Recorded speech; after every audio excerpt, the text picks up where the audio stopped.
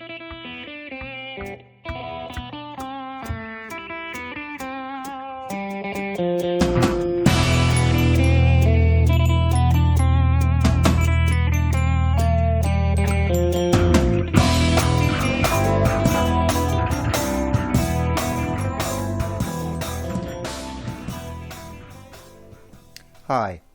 I'm Tim Hawthorne. I'm a druid and elder bard of Gorsedd in Switrin, and welcome to the next instalment of the Arwen Academy. Today I'm going to be focusing on the fourth letter of the Bethlish Nin, which is Sal or Salia, the letter S. This symbolises sorrow, sanctity, sensitivity and sacredness. It's named after the willow tree, and this connects it with the moon and intuition and the concept of protection from bitterness.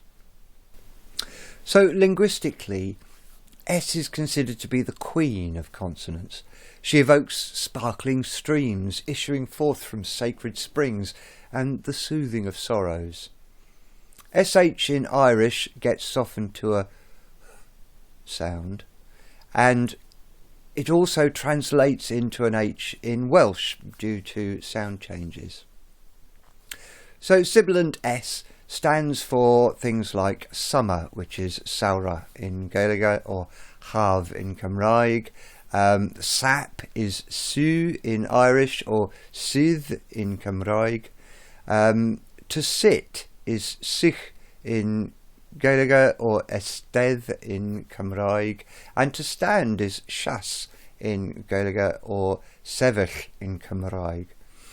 The word for host or throng is slua in Irish, or chli in Welsh.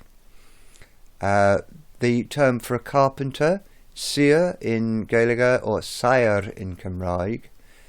And the word for old is sean in Irish, or hen in Welsh. The colour associated with this Ogham is given as fine coloured, which is a little bit obscure, and we're given this word soda for that. The skill associated with the Ogham is the skill of handicraft, which relates to carpentry, sirsha. The tool associated with this Ogham is the pack saddle, or srachar. So the bird associated with this Ogham is the hawk, Seoch in Irish, or hebog in Welsh. Robert Graves associates this with the line "I am a hawk on a cliff" from the Song of Amragin. In Irish that's Sheig Inol. So he was probably on the money with that one. We've also got a set of word Oghams to help us understand this particular station. These are called Briahar Ogham in Gaeilge. These are kind of poetic catchphrases, or also known as kennings, which are given to embody some kind of quality associated with the Ogham, or possibly to act as mnemonics. Moran MacMoyne gives it as pallor of a dead man, or hue of the lifeless, which he explains is for denial, so that he is not living but is dead. This is probably a reference to the grey colour of the willow bark.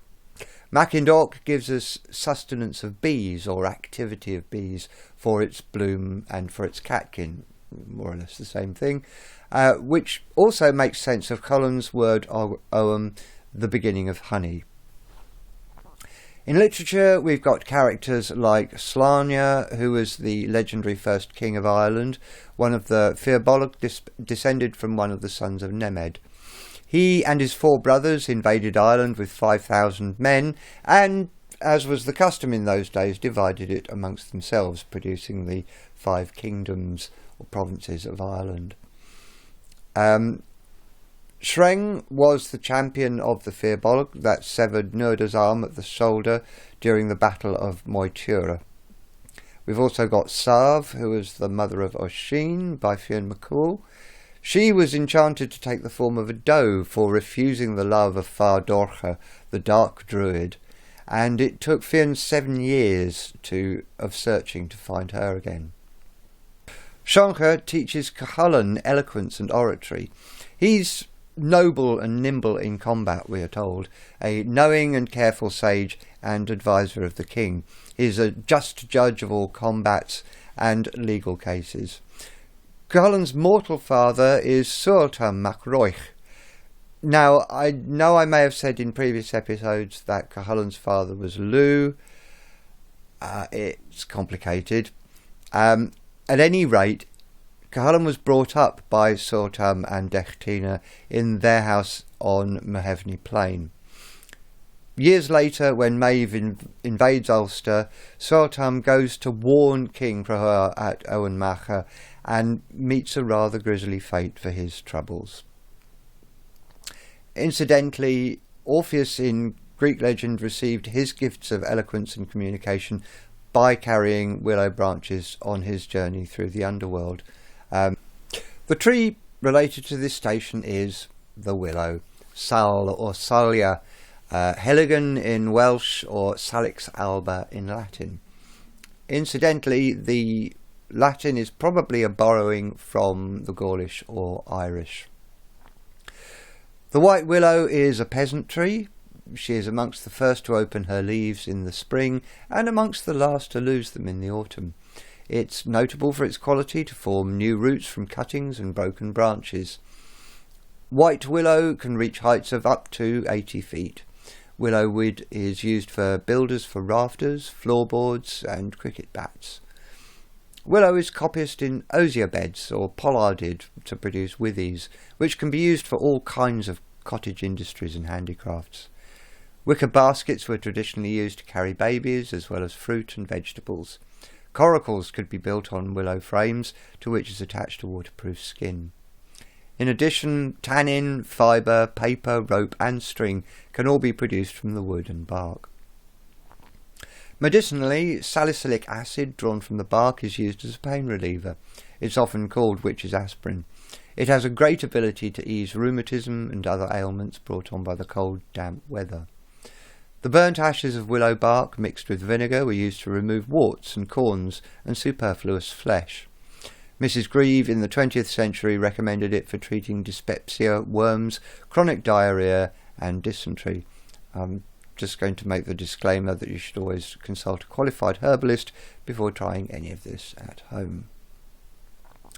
Magically, the willow loves water. It often grows near rivers and is said to draw on the moon's tears. Therefore she is sacred to many European moon goddesses, including Selene and Hecate. The Celtic goddesses Sabrina or Habran and the goddess Sulis are both connected with water themselves.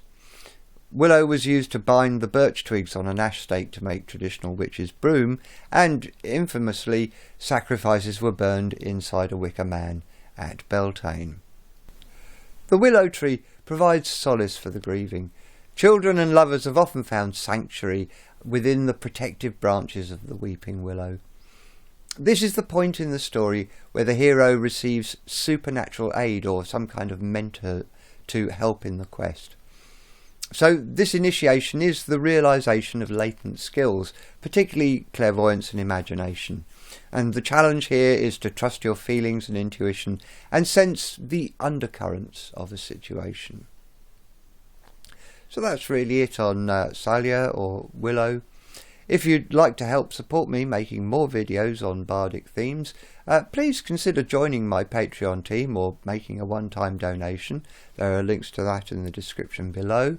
And if you enjoyed this video, well, please like and subscribe using the buttons below, and you can even click on the little bell icon if you want to be notified as soon as I upload the next video.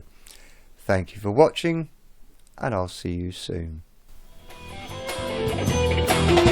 The queen of every hive, I'm a fire on every hill, I'm a shield to every head, I'm a spear of righteous will, I'm a wave of eternal returns, I am the grave of every hope that burns, I am a string on a star woven harp, I'm nothing but my song, I am nothing but my song.